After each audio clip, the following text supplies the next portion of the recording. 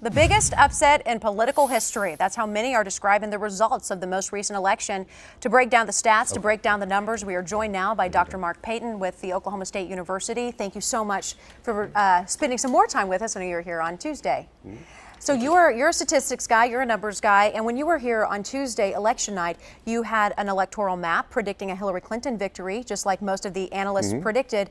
How shocked were you when the results started rolling in, just based on numbers? I was very shocked. There were obviously some flaws in the state polls, and in the model that I had, I utilized the numbers that I get from the state polls to kind of feed into it.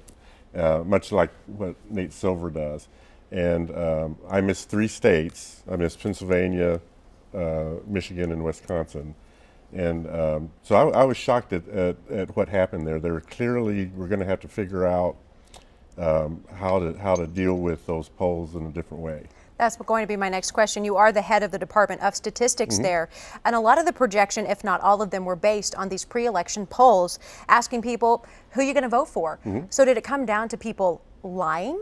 Did it come down to people changing their minds? Did it come down to maybe they weren't asking the right people? What was your take on that? I think a little of all that.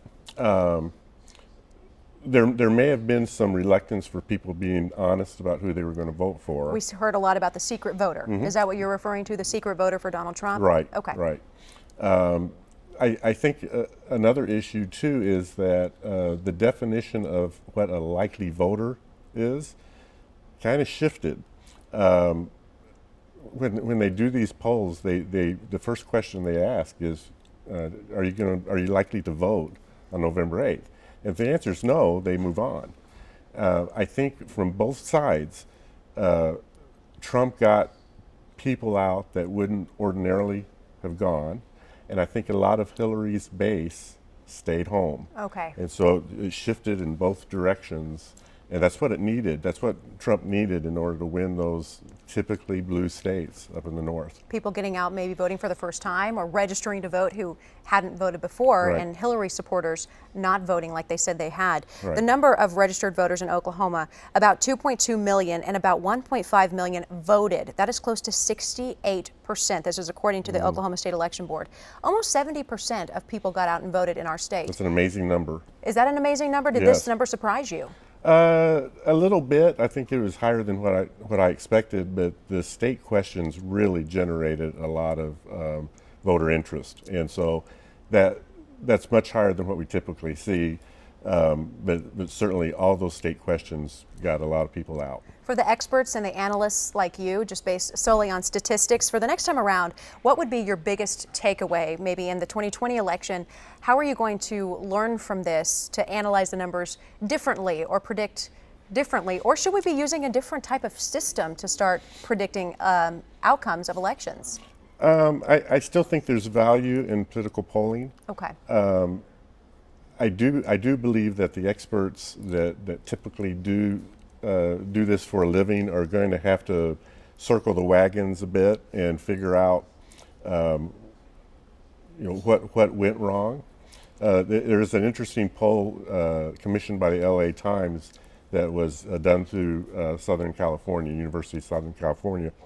They actually did one where they kept the same panel of people, about 3,000 people, over the course of a year and a half.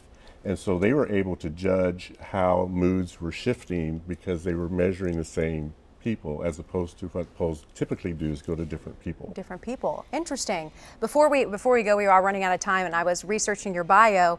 You're also a sports statistics guy. I started out as a sports reporter. What are the odds, the percentage, that the Thunder will win a championship this year? Oh, I haven't calculated that. That would be if I had your brain, that would be the first thing I would calculate. Okay, so well, I need more data though. I'm not. Well, it's pretty early in the season. Right. But are you a Thunder fan? I am a Thunder fan. Yes. So 100%. 100%. 100%. And then I was going to ask you about Russell Westbrook, his MVP chances, but we don't have a lot. But based on the data you're getting right now from his stats, you got to be pretty encouraged, right? Oh yeah.